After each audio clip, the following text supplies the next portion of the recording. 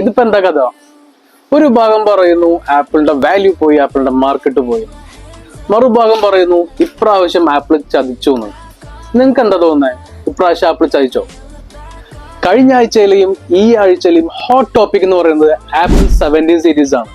ഇറങ്ങിയ അന്നു മുതൽ നമുക്ക് അത്രയധികം കോൾസ്, മെയിൽസ്, അതുപോലെ തന്നെ മെസ്സേജസ് ഒരുപാട് വരുന്നുണ്ട്.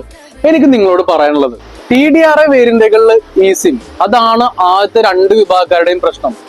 അവരോടും നിങ്ങളോടും എനിക്ക് പറയാനുള്ളത്, നമ്മൾ സഞ്ചരിക്കുന്നത് പുറകോട്ടല്ല, മുന്നോട്ടാണ്.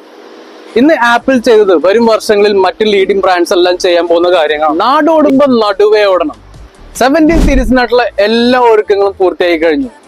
നാളെ മുതൽ നിങ്ങൾക്ക് ബെസ്റ്റ് പ്രൈസ് നമ്മുടെ ഷോപ്പിൽ നിന്ന് 17 സീരീസ് സ്വന്തമാക്കാൻ സാധിക്കും. നാളെ മുതൽ iPhone 17 നമുക്ക് വരവേൽക്കാം. This is Jamshi signing off silver phones.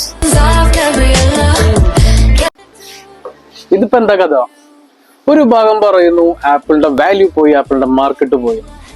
മറുഭാഗം പറയുന്നു ഇപ്രാവശ്യം ആപ്പിൾ ചതിച്ചു എന്ന്. നിങ്ങൾക്ക് എന്താ തോന്നുന്നത്? ഇപ്രാവശ്യം ആപ്പിൾ ചതിച്ചോ? കഴിഞ്ഞ ആഴ്ചയിലെയും ഈ ആഴ്ചയിലെയും ഹോട്ട് ടോപ്പിക് എന്ന് പറയുന്നത് ആപ്പിൾ 17 സീരീസ് ആണ്. ഇറങ്ങിയ അന്നു മുതൽ നമുക്ക് അത്രയധികം കോൾസ്, മെയിൽസ്, അതുപോലെ തന്നെ മെസ്സേജസ് ഒരുപാട് വരുന്നുണ്ട്. എനിക്ക് നിങ്ങളോട് പറയാനുള്ളത്, TDRI വേരിയന്റുകളിൽ ഈ സിം, അതാണ് ആദ്യത്തെ രണ്ട് വിഭാഗക്കാരുടെയും പ്രശ്നം. അവരോടും നിങ്ങളോടും എനിക്ക് പറയാനുള്ളത്, നമ്മൾ സഞ്ചരിക്കുന്നത് പുറകോട്ടല്ല, മുന്നോട്ടാണ്. ഇന്ന് ആപ്പിൾ ചെയ്തത് വരും വർഷങ്ങളിൽ മറ്റ് ലീഡിംഗ് ബ്രാൻഡ്സ് എല്ലാം ചെയ്യാൻ പോകുന്ന കാര്യങ്ങളാണ്. നാടോടുമ്പോ നടുവേ ഓടണം. 17 സീരീസിനായിട്ടുള്ള എല്ലാ ഒരുക്കങ്ങളും പൂർത്തിയായി കഴിഞ്ഞു.